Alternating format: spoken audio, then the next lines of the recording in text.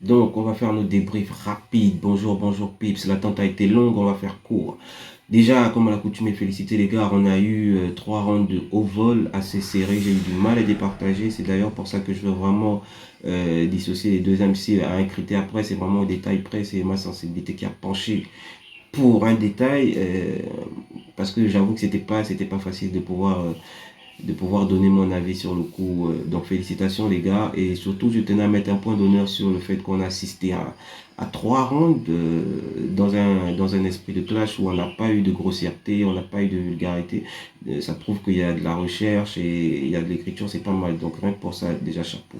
Donc les critères n'ont pas changé. Il s'agit entre autres du flow, la technique, des punchlines et de l'écriture et de la performance. Voilà, j'y arrive.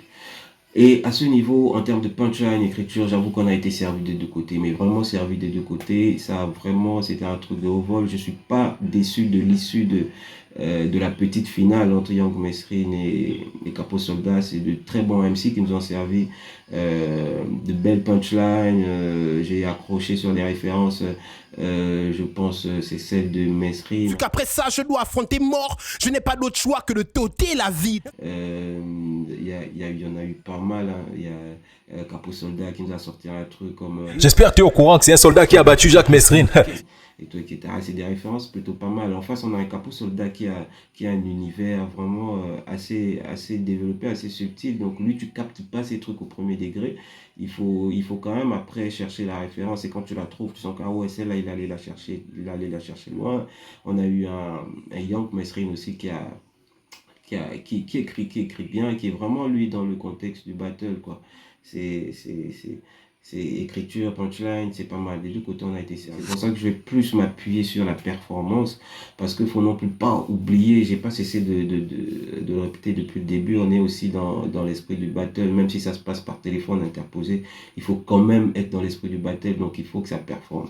Et à ce niveau, on a eu quand même, on a retrouvé la fougue et la jeunesse de Young Mesrine dans les différentes prestations où il a performé du premier au troisième round. On a un Capo Soldat qui, en fait, il a tellement d'assurance, tellement d'aisance, ce qui peut être un atout, comme ça peut être aussi un gros défaut. Et là, à ce niveau, je pense que ça a joué en ta défaveur. Mais parce qu'il faut non plus pas oublier qu'on a un Moer en finale qui est quelqu'un qui est chaud, comme on dit, qui débite, qui performe vraiment.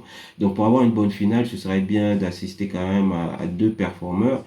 Et c'est pour ça que je vote pour la fougue et la jeunesse de Young Messiah. Dans tous les cas, Capo Soldat, félicitations et respect à toi. Tu n'as pas démérité, tu ne démérites pas.